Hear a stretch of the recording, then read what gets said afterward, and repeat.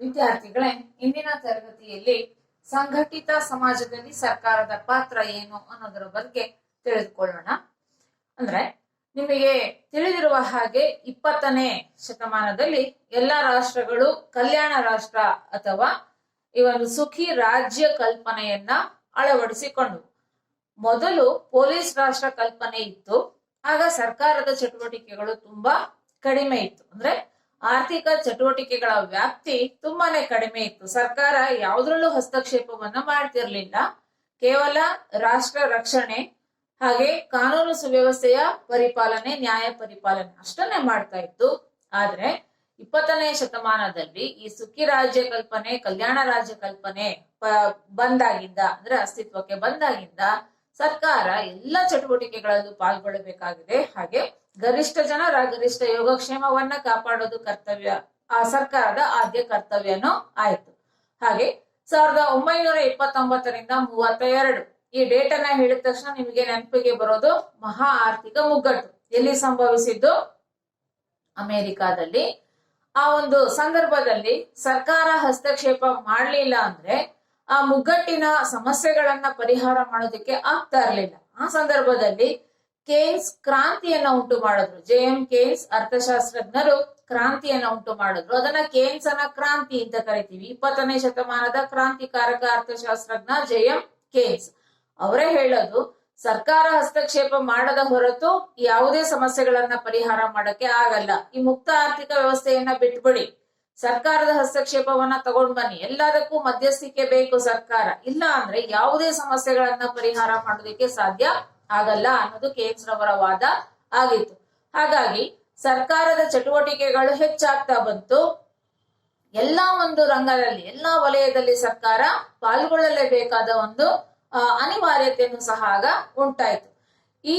ಈಗ ಇತ್ತೀಚಿನ ದಿನಗಳಲ್ಲಿ ಈ ಒಂದು ಸಂಘಟಿತ ಸಮಾಜದಲ್ಲಿ ಸರ್ಕಾರ ತನ್ನದೇ ಆದ ಪಾತ್ರವನ್ನ ಹಲವಾರು ಆಲ್ಮೋಸ್ಟ್ ಎಲ್ಲ ವಲಯಗಳಲ್ಲಿ ಸರ್ಕಾರ ಬಹುಮುಖ್ಯವಾದ ಪಾತ್ರವನ್ನ ವಹಿಸ್ತಾ ಇದೆ. ಅದು ಏನು ಅನ್ನೋದನ್ನ ತಿಳಿದುಕೊಳ್ಳೋಣ. ಮೊದಲನೇದಾಗಿ ಅತ್ಯವಶ್ಯಕ ಸರಕು ಮತ್ತು ಸೇವೆಗಳನ್ನ ಸರ್ಕಾರ ಪೂರೈಕೆ ಮಾಡ್ತಾ ಇದೆ. ಖಂಡಿತ ಜನರಿಗೆ ಬೇಕಾದ, ಸಾರ್ವಜನಿಕರಿಗೆ ಅವಶ್ಯಕವಾದ ಎಲ್ಲಾ ಸರಕುಗಳನ್ನ ಮತ್ತು ಸೇವೆಗಳನ್ನ ಪೂರೈಕೆ ಮಾಡೋದು ಸರ್ಕಾರದ ಆದ್ಯ ಕರ್ತವ್ಯವಾಗಿದೆ. ಹಾಗೆ ಸರ್ಕಾರ ಈ ಒಂದು ಸಾರ್ವಜನಿಕ ಸರಕುಗಳು ಹಲವಾರು ವಿಧಗಳು ಇದೆ. ಮೊದಲನೇದಾಗಿ ಶುದ್ಧ ಸಾರ್ವಜನಿಕ ಸರಕುಗಳು. ಇಲ್ಲಿ ಶುದ್ಧ ಸಾರ್ವಜನಿಕ ಸರಕುಗಳು ಅಂದ್ರೆ ಮುಖ್ಯವಾಗಿ ಯಾವ ಸರಕುಗಳನ್ನ ವಿಭಜನೆ ಮಾಡಲು ಸಾಧ್ಯವಾಗುವುದಿಲ್ಲವೋ, ಕೆಲವು ಸರಕುಗಳನ್ನ ವಿಭಜನೆ ಮಾಡಲು ಸಾಧ್ಯ ಆಗೋದಿಲ್ಲ. ಹಾಗೆ ಮಾರುಕಟ್ಟೆಯಲ್ಲಿ ಬೆಲೆಗೆ ಮಾರಾಟ ಮಾಡಲು ಸಾಧ್ಯ ಇಲ್ಲ. ಜೊತೆಗೆ ವೈಯಕ್ತಿಕ ಬೇಡಿಕೆಗೆ ಅನುಗುಣವಾಗಿ ಅದನ್ನ ಪೂರೈಕೆ ಮಾಡಲು ಸಾಧ್ಯ ಆಗೋದಿಲ್ಲ. ವಿಭಜಿಸಲು ಸಾಧ್ಯವಾಗದ, ಮಾರುಕಟ್ಟೆಯಲ್ಲಿ ಬೆಲೆಗೆ ಮಾರಾಟ ಮಾಡಲು ಸಾಧ್ಯವಾಗದ, ವೈಯಕ್ತಿಕ ಬೇಡಿಕೆಗೆ ತಕ್ಕ ಹಾಗೆ ಪೂರೈಕೆ ಮಾಡಲಾಗದ ಸರಕುಗಳನ್ನು ಶುದ್ಧ ಸಾರ್ವಜನಿಕ ಸರಕುಗಳು ಅಂತ ಕರೀತಾರೆ. ಇದಕ್ಕೆ ಪ್ರಮುಖವಾದ ಉದಾಹರಣೆ ಅಂದ್ರೆ ರಾಷ್ಟ್ರದ ರಕ್ಷಣಾ ವಲಯ, ಅಂದ್ರೆ ಆರ್ಮಿ, ಏರ್ ಫೋರ್ಸ್ ಮತ್ತೆ ನೇವಿ, ಈ 3 ವಿಂಗ್ಸ್ ಜೊತೆಗೆ ಪೊಲೀಸ್ ರಕ್ಷಣೆಯನ್ನ ನೀಡ್ತದೆ. ನ್ಯಾಯ ಪರಿಪಾಲನೆ, ಕಾನೂನು ಮತ್ತು ಶಿಸ್ತಿನ ಪರಿಪಾಲನೆ ಮಾಡ್ತಿದೆ, ಜೊತೆಗೆ ರಾಷ್ಟ್ರ ರಕ್ಷಣೆಯನ್ನ ಮಾಡ್ತದೆ. ಇದು ಶುದ್ಧ ಸಾರ್ವಜನಿಕ ಸರಕುಗಳು. ಇದನ್ನ ವಿಭಜನೆ ಮಾಡೋದಕ್ಕೆ ಸಾಧ್ಯ ಇಲ್ಲ. ಹಾಗೆ ಮಾರುಕಟ್ಟೆಯಲ್ಲಿ ಇದನ್ನ ಬೆಲೆಯನ್ನ ಕೊಟ್ಟು ಕೊಂಡುಕೊಳ್ಳೋದಕ್ಕೆ ಸಾಧ್ಯ ಆಗೋದೇ ಇಲ್ಲ. ಮತ್ತೊಂದು, ಇದು ನಮ್ಮ ವೈಯಕ್ತಿಕ ಬೇಡಿಕೆಗೆ ತಕ್ಕ ಹಾಗೆ ಹೆಚ್ಚಿಸೋದಕ್ಕೆ ಸಾಧ್ಯ ಇಲ್ಲ. ಇದು ಒಂದು ಸಾರ್ವಜನಿಕ ಸರಕುಗಳ ವಿಧ, ಶುದ್ಧ ಸಾರ್ವಜನಿಕ ಸರಕುಗಳು. ಹಾಗೆ ಎರಡನೇದಾಗಿ ಅರೆ ಸಾರ್ವಜನಿಕ ಸರಕುಗಳು, ಸೆಮಿ ಪಬ್ಲಿಕ್ ಅಂತ ಇದನ್ನ ಕರೀತಾರೆ. ಈ ಅರೆ ಸಾರ್ವಜನಿಕ ಸರಕುಗಳು ಅಂದ್ರೆ ಸಾರ್ವಜನಿಕ ಮತ್ತು ಖಾಸಗಿ ಸರಕುಗಳ ನಡುವಿರುವ ಸರಕುಗಳು. ಅದು ಸಾರ್ವಜನಿಕ ಸರಕು ಹೌದು, ಖಾಸಗಿ ಸರಕು ಹೌದು. ಈ ಎರಡರ ಮಧ್ಯೆ ಕೆಲವು ಸರಕುಗಳು ಇರತ್ತೆ. ಅದನ್ನ ಅರೆ ಸಾರ್ವಜನಿಕ ಸರಕುಗಳು, ಸೆಮಿ ಪಬ್ಲಿಕ್ ಗೂಡ್ಸ್ ಅಂತ. ಇಲ್ಲಿ ಉದಾಹರಣೆಗೆ ಶಿಕ್ಷಣ, ಸಾರ್ವಜನಿಕ ಶಿಕ್ಷಣನೂ ಇದೆ, ಖಾಸಗಿ ಶಿಕ್ಷಣನೂ ಇದೆ. ಹಾಗೆ ಆರೋಗ್ಯ, ಸಾರ್ವಜನಿಕ ಆಸ್ಪತ್ರೆಗಳನ್ನ ಕಾಣ್ತೀವಿ, ಖಾಸಗಿ ಆಸ್ಪತ್ರೆಗಳನ್ನ ಸಹ ನಾವು ಕಾಣ್ತೀವಿ. ರಸ್ತೆಗಳು, ಸಾರ್ವಜನಿಕ ರಸ್ತೆಗಳು ಇದೆ, ಖಾಸಗಿ ರಸ್ತೆಗಳು ಇದೆ. ಈಗ ನೈಸ್ ರೋಡ್ ಅಲ್ಲಿ ನಾವು ಪೇ ಅಂಡ್ ಯೂಸ್ ರೋಡ್ಸ್ ಅಂತ ಕೆಲವು ರಸ್ತೆಗಳನ್ನ ನಾವು ಬಳಸ್ಕೊಳ್ಬೇಕಾದ್ರೆ ಹಣವನ್ನ ಕೊಟ್ಟು ಬಳಸ್ಕೊಳ್ಬೇಕಾಗತ್ತೆ. ಹೀಗೆ ಸಾರ್ವಜನಿಕ ಮತ್ತು ಖಾಸಗಿ ಸರಕುಗಳ ನಡುವೆ ಇರುವಂತಹ ಸರಕುಗಳನ್ನು ಅರೆ ಸಾರ್ವಜನಿಕ ಸರಕುಗಳು ಅಂತ ಕರಿತೀವಿ.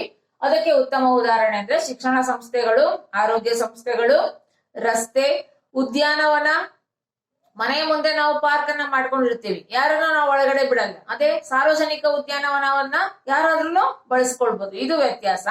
ಹಾಗೆ ಮೂರನೆಯ ಸಾರ್ವಜನಿಕ ಸರಕು ಅಂದ್ರೆ ಸಾರ್ವಜನಿಕ ಉಪಯೋಗಿ ಸರಕು.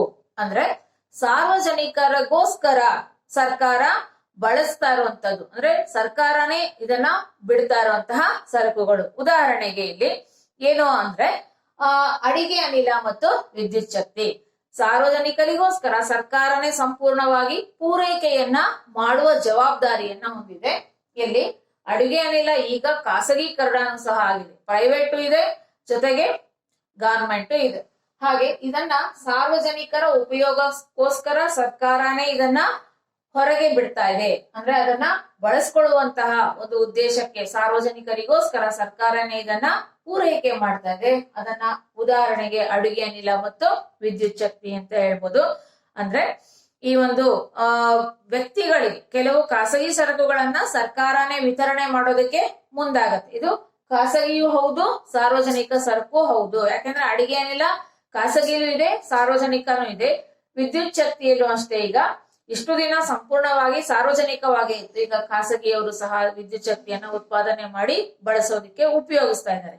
ಹಾಗೆ ನಾಲ್ಕನೆಯ ಪ್ರಮುಖವಾದ ಸಾರ್ವಜನಿಕ ಸರಕು ಅಂದ್ರೆ ಗುಣಾತ್ಮಕ ಸರಕುಗಳು.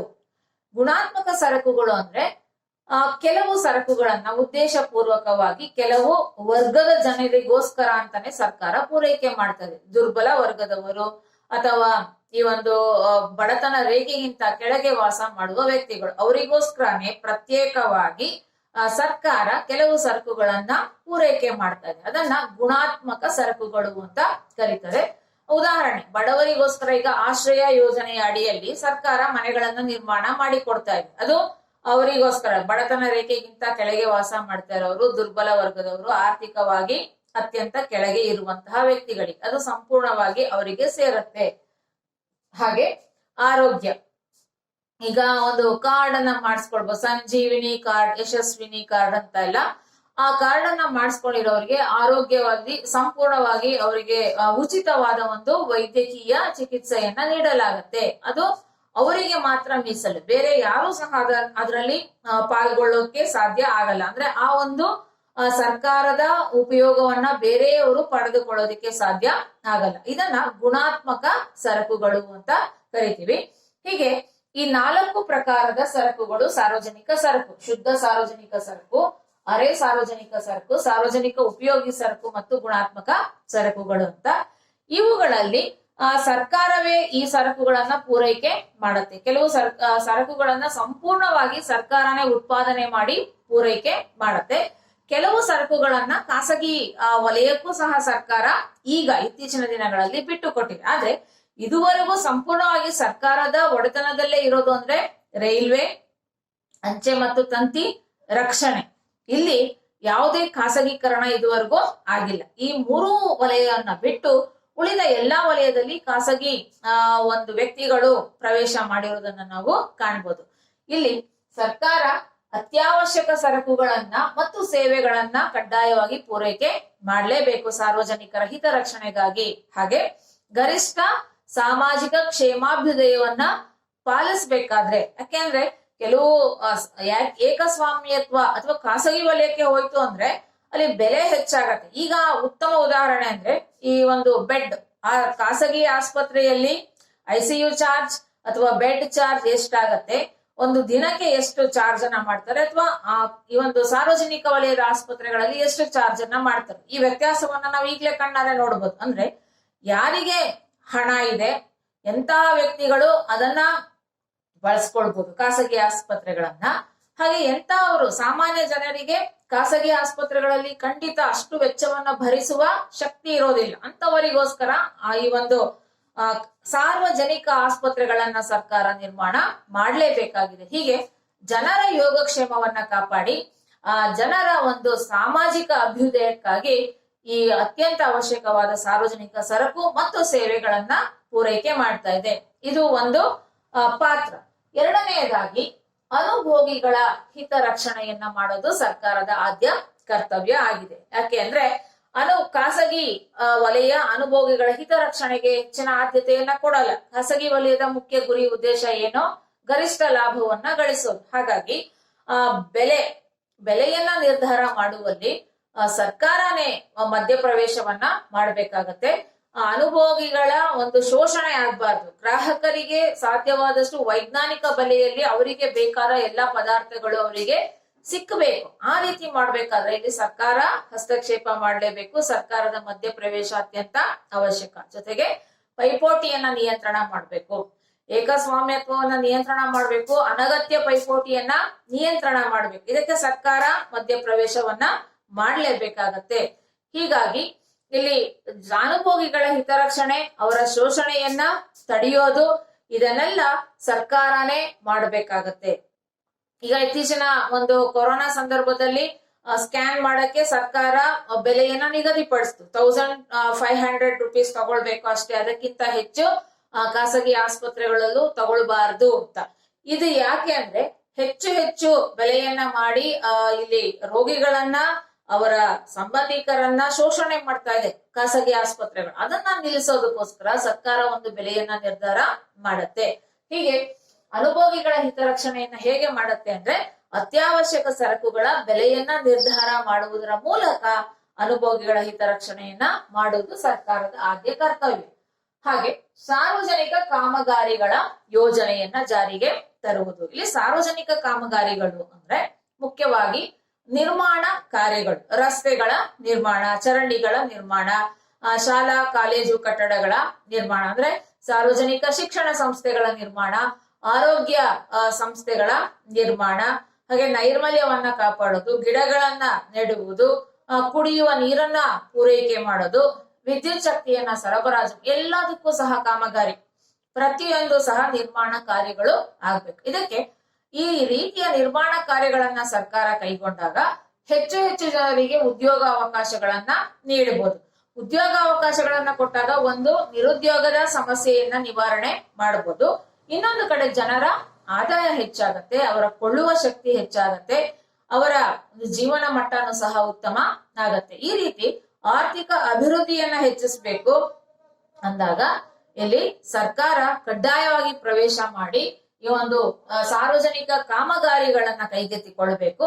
ಅದಕ್ಕೋಸ್ಕರನೇ ಈ ನರೇಗಾ ಯೋಜನೆಯನ್ನ ಸರ್ಕಾರ ಈಗಲೂ ಸಹ ಎಲ್ಲಾ ಕೆಲಸಗಳು ನಿಂತಿರ್ಬೋದು, ಆದ್ರೆ ನಿರ್ಮಾಣ ಕಾರ್ಯಕ್ಕೆ ಯಾವುದೇ ರೀತಿಯ ಧಕ್ಕೆಯನ್ನ ಉಂಟು ಮಾಡದಂತೆ ನರೇಗಾದ ಅಡಿಯಲ್ಲಿ ಈಗಲೂ ಕೊರೋನಾದ ಸಂದರ್ಭದಲ್ಲೂ ಸರ್ಕಾರ ನಿರ್ಮಾಣ ಕಾರ್ಯಕ್ಕೆ ಅನುಮತಿಯನ್ನ ಕೊಟ್ಟಿದೆ. ಯಾಕೆಂದ್ರೆ ಎಷ್ಟೋ ಜನ ಕೂಲಿ ಕಾರ್ಮಿಕರು ಅಲ್ಲಿ ಕೆಲಸವನ್ನ ಮಾಡ್ತಿದ್ದಾರೆ, ಪ್ರತಿದಿನ ಅವರಿಗೆ ಆದಾಯ, ದಿನಗೂಲಿ ನೌಕರರಾಗಿ ಕೆಲಸ ಮಾಡ್ತಾ ಇದ್ದಾರೆ, ಆದಾಯವನ್ನ ಗಳಿಸ್ಬೇಕಾಗತ್ತೆ. ಹಾಗಾಗಿ ಕಾಮಗಾರಿಗಳನ್ನ ಸರ್ಕಾರನೇ ಕೈಗೆತ್ತಿಕೊಂಡು ಉದ್ಯೋಗ ಅವಕಾಶಗಳನ್ನ ನಿರ್ಮಾಣ ಮಾಡಬೇಕಾಗತ್ತೆ ಅಂತ. ಹಾಗೆ ಆರೋಗ್ಯಕರ ಪೈಪೋಟಿಗೆ ಉತ್ತೇಜನವನ್ನ ಕೊಡ್ಬೇಕು. ಪೈಪೋಟಿ ಇರ್ಬೇಕು. ಅದು ಎಂತ ಆರೋಗ್ಯಕರ ಪೈಪೋಟಿ? ಕುತ್ತಿಗೆ ಕುಯ್ಯುವಂತಹ ಸ್ಪರ್ಧೆ ಅಥವಾ ಪೈಪೋಟಿ ಬೇಡ, ಅನಾವಶ್ಯಕ ಪೈಪೋಟಿ ಬೇಡ. ಆದ್ರೆ ಆರೋಗ್ಯಕರ ಪೈಪೋಟಿ ಇದ್ರೆ ಅದು ಏನೋ ಗುಣಾತ್ಮಕ ಸರಕುಗಳ ಉತ್ಪಾದನೆ ಹೆಚ್ಚಾಗತ್ತೆ, ಗುಣಮಟ್ಟಕ್ಕೆ ಹೆಚ್ಚಿನ ಆದ್ಯತೆಯನ್ನ ನೀಡಲಾಗತ್ತೆ. ಯಾವಾಗ ಒಂದು ಆರೋಗ್ಯಕರ ಪೈಪೋಟಿ ಇರುತ್ತೋ ಆಗ ಅವನ ಸರಕು ಯಾಕೆ ಮಾರಾಟ ಆಗ್ತದೆ, ನಮ್ಮ ಕಂಪನಿಯ ಸರಕು ಯಾಕೆ ಮಾರಾಟ ಆಗ್ತದೆ, ಹೋಲಿಕೆ ಮಾಡ್ಕೊಳ್ತಾರೆ.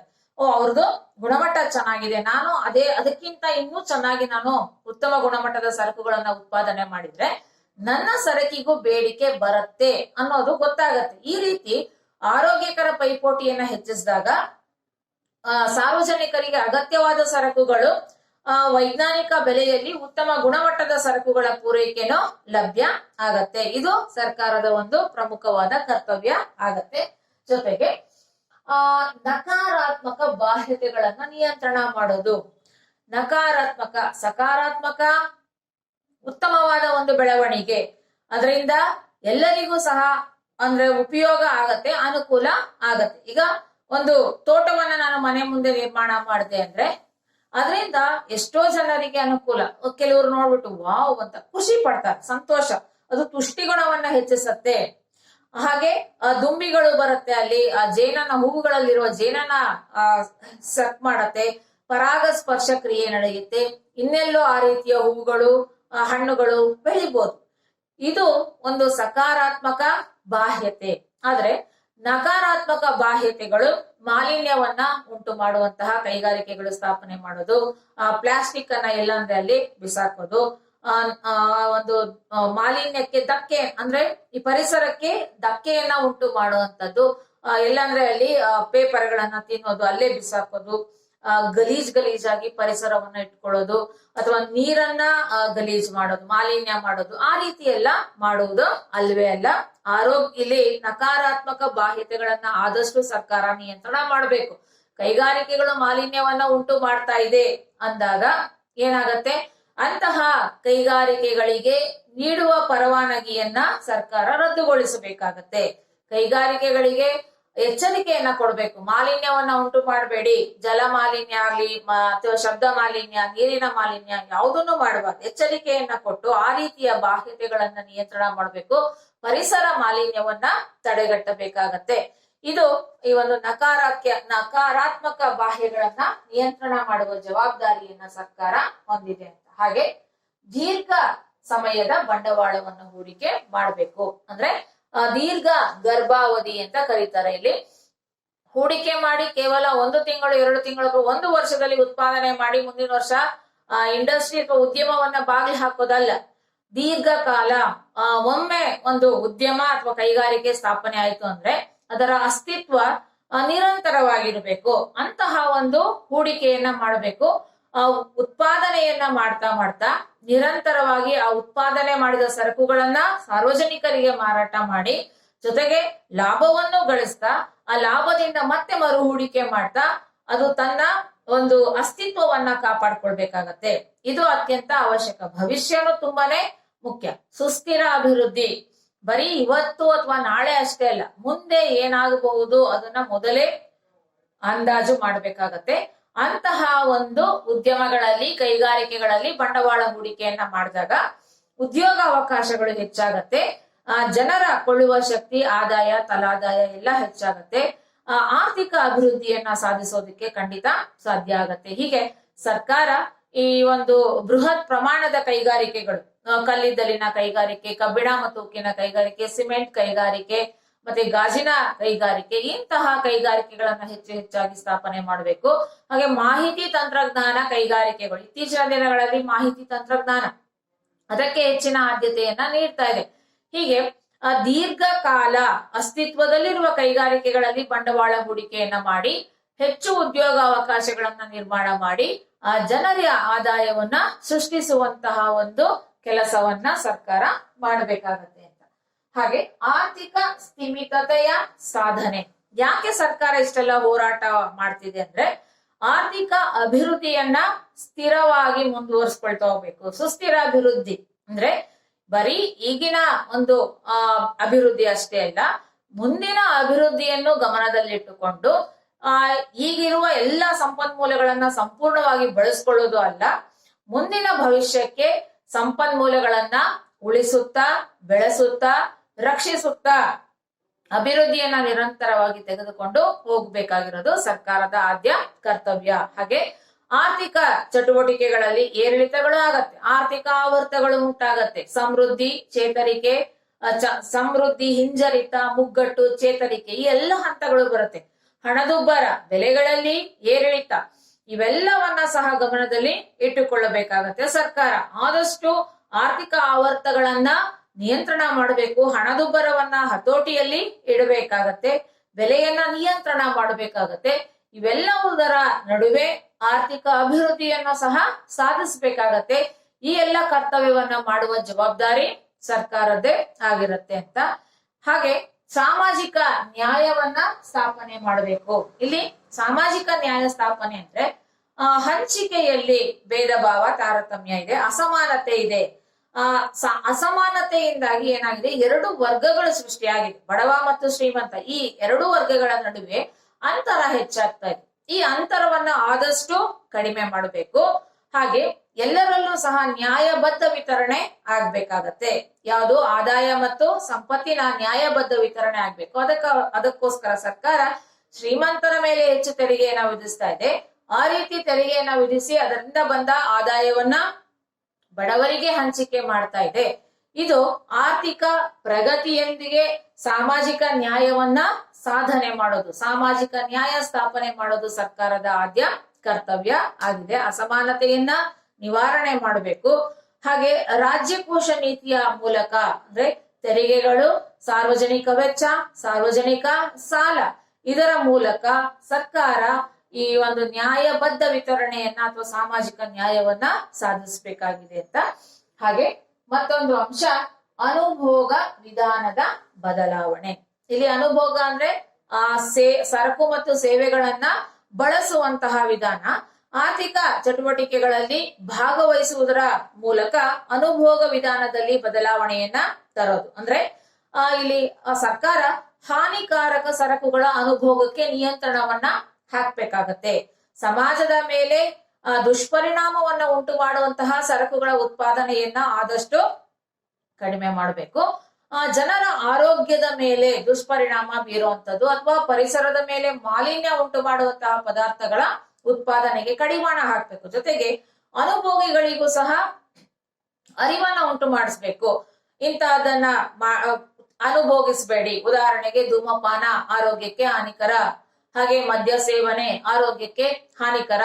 ಇಂತಹ ಒಂದು ಪದಾರ್ಥಗಳ ಅನುಭೋಗವನ್ನ ಆದಷ್ಟು ನಿಯಂತ್ರಣ ಮಾಡಬೇಕು. ಅನುಭೋಗದ ವಿಧಾನದಲ್ಲಿ ಬದಲಾವಣೆ. ಶಾಕಾಹಾರಿ ಬೇಡ, ಮಾಂಸಾಹಾರಿ ಬೇಡ, ಸಸ್ಯಾಹಾರಿಗಳು ಹೆಚ್ಚಾಗಿರ್ಬೇಕು. ಹಾಗಾಗಿ ಅನುಭೋಗ ಅಂದ್ರೆ ಈ ಒಂದು ಪದಾರ್ಥಗಳು ಆರೋಗ್ಯದ ಮೇಲೆ ದುಷ್ಪರಿಣಾಮ ಬೀರತ್ತೆ. ಆದ್ದರಿಂದ ಅವುಗಳನ್ನ ನಿಯಂತ್ರಣ ಮಾಡಬೇಕು. ಅವುಗಳ ಉತ್ಪಾದನೆಯನ್ನು ಸಹ ನಿಯಂತ್ರಣ ಮಾಡಬೇಕಾಗಿರೋದು ಸರ್ಕಾರದ ಪ್ರಮುಖವಾದ ಒಂದು ಕರ್ತವ್ಯ ಆಗಿದೆ ಅಂತ. ಹಾಗೆ ಪೂರ್ಣೋದ್ಯೋಗ ಮತ್ತು ಆರ್ಥಿಕ ಅಭಿವೃದ್ಧಿ. ಪೂರ್ಣೋದ್ಯೋಗ ಅಂದ್ರೆ ಇರುವ ಎಲ್ಲ ಸಂಪನ್ಮೂಲಗಳನ್ನ ಸಂಪೂರ್ಣವಾಗಿ ಬಳಕೆ ಮಾಡ್ಕೊಂಡಿರೋದು. ಇಲ್ಲಿ ಸಂಪನ್ಮೂಲಗಳು ಹಣಕಾಸಿನ ಸಂಪನ್ಮೂಲ, ಮಾನವ ಸಂಪನ್ಮೂಲ, ಕಚ್ಚಾ ಸಂಪನ್ಮೂಲ ಯಾವುದೂ ಸಹ ವ್ಯರ್ಥವಾಗದೆ, ಅಪಬಳಕೆಯಾಗದೆ, ಪೋಲಾಗದಂತೆ ಎಲ್ಲ ಪರಿಪೂರ್ಣವಾಗಿ ಬಳಸ್ಕೊಳ್ಳೋದೆ ಪೂರ್ಣೋದ್ಯೋಗ.